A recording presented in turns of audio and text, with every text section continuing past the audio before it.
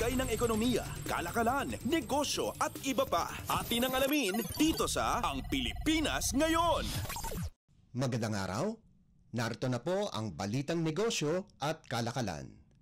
Inaasahang makakamit ng bansa ang 3.1% inflation sa taong 2024 base sa pagtaya ng Bangko Sentral ng Pilipinas o BSP.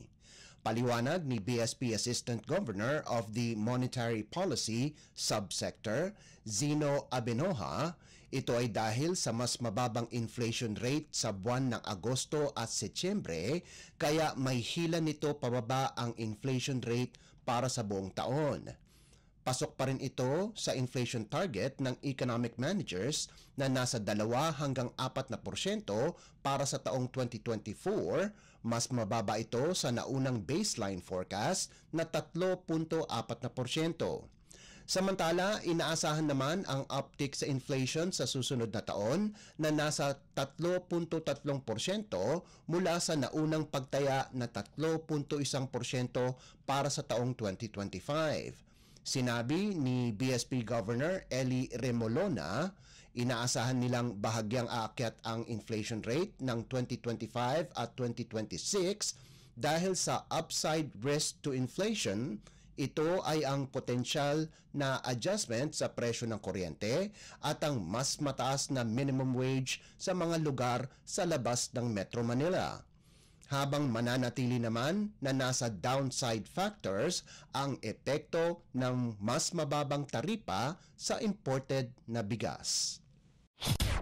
Lagay ng ekonomiya, kalakalan, negosyo at iba pa. Atin ang alamin dito sa Ang Pilipinas Ngayon. Umakyat ang ranggo ng Pilipinas sa Global Index on Economic Freedom mula sa dating 68th spot, ngayon ay pang 59th spot na ang bansa na nakuha ng mataas na score sa Trade, Freedom and Property Rights. Ayon sa Canada-based think tank na Fraser Institute, ito na ang pinakamataas na score index ng bansa simula pa noong taong 2016 kung saan nasa pang 57th spot ito.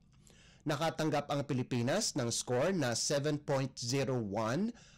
mula sa 10 na mas mataas sa global average na 6.56, kung saan mataas ang natamong score sa sound money category na may score na 9.04, ngunit nakuha ng mababang grado sa legal system at property rights na may score na 4.51. Base sa datos ng Fraser Institute, mas mataas ang score natin kumpara sa ilang kapitbahay na bansa sa Asia gaya ng Brunei Darussalam, Indonesia, Thailand, Mongolia, Cambodia, Vietnam, China, Papua New Guinea, Fiji, Laos, Timor-Leste at Myanmar. Base sa international think tank, ang ibig sabihin ng economic freedom ay ang antas kung saan pinahihintulutan ng mga bansa ang pagpili ng mga individual sa kanilang economic choice. Ang mga ranggo ay ibinatay sa government spending, marginal tax rates, public investment, state ownership of assets, property rights, robust legal systems, contract enforcement, access to global trade at level of state regulation. Lagay ng ekonomiya, kalakalan, negosyo at iba pa. Atin ang alamin dito sa Ang Pilipinas Ngayon. Nagkasundo ang Metropolitan Manila Development Authority o MMDA at mga mall operators sa Metro Manila na i-adjust ang kanilang operating hours upang makatulong sa pagpapaluwag ng trapiko ngayong Kapaskuhan. Sa pulong balitaan sa Pasig City, kasama ang mga mall operator at utility companies sa Metro Manila, sinabi ni MMDA Chairman Romando Artes na napagkasunduan na ang pagbubukas ng mga mall ay i-adjust sa alas 11 ng umaga at palalawigin ang oras ng kanilang operasyon sa gabi. Layunin nito na mabigyan ang mga mamamayan ng pagkakataong makaiwas sa rush hour at magawa ang kanilang last-minute shopping.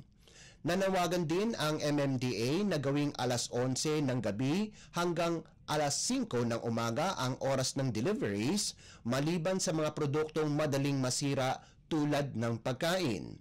Bukod dito, hiniling din sa mga mall operator na iwasan muna ang pagdaraos ng mall-wide sale bagamat hindi pipigilan ang mga individual store sales sa loob ng mga mall. Lagay ng ekonomiya, kalakalan, negosyo at iba pa. Atin ang alamin dito sa Ang Pilipinas Ngayon.